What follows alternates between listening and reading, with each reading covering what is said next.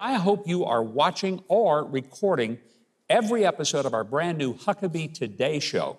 It goes on every weekday at 6:30 Eastern, 5:30 Central, right here on TBN.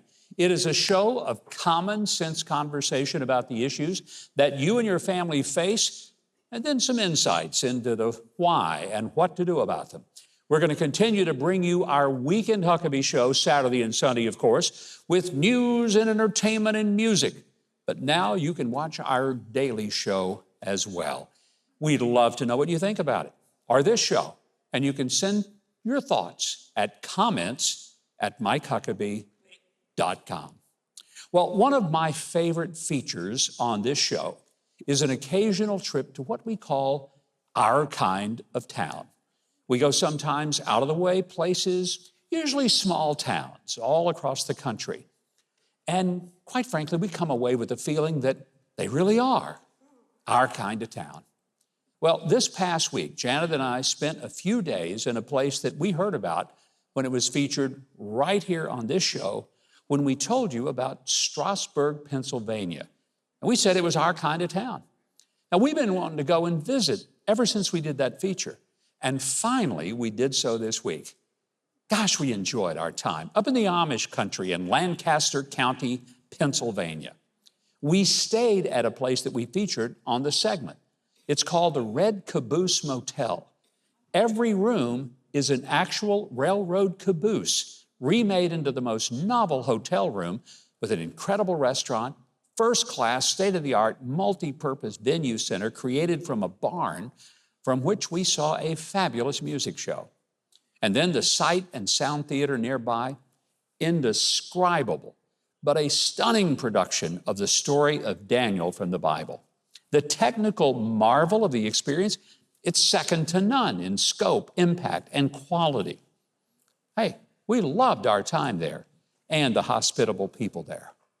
But I'm not telling you all of this just to relive a few days of our little vacation, but rather as a reminder of something that this trip reminded me.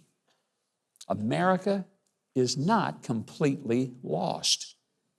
You know, doing what I do day after day, watching and analyzing the news, it can be discouraging, even disturbing.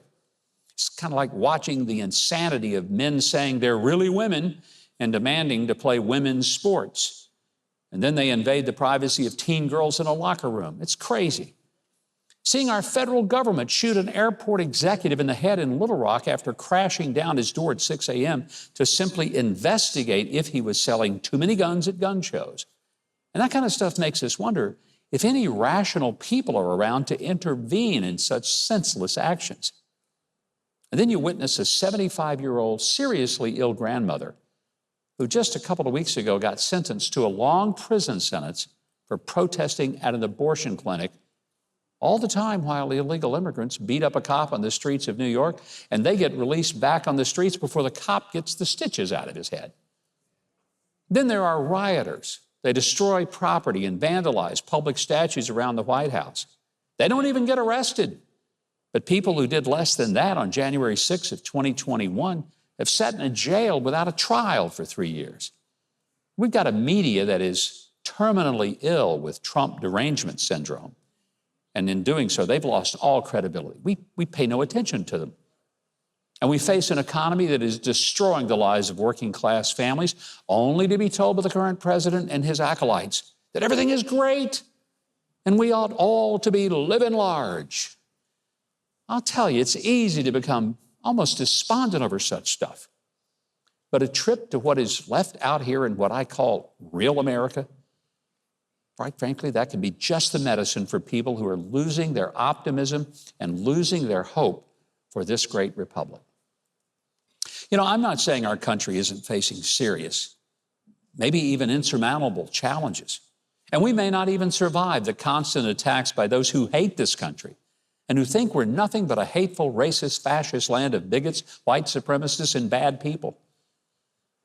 But I tell you, beyond the four pods of power in New York, Washington, Hollywood, and Silicon Valley, there really are a lot of simply sane people who love America, believe that it is the greatest place on earth. They're raising their families to cherish each other and their country.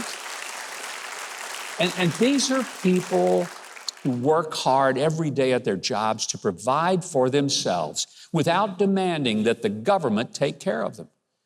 And these are people who are white, black, yellow, and brown. They're male and female. They're Christian, Jewish, Hindu, Muslim.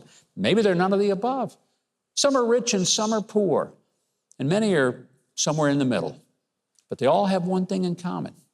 They haven't given up on God, our country, or each other. And the more time I spend hanging out with them, I'm not giving up either.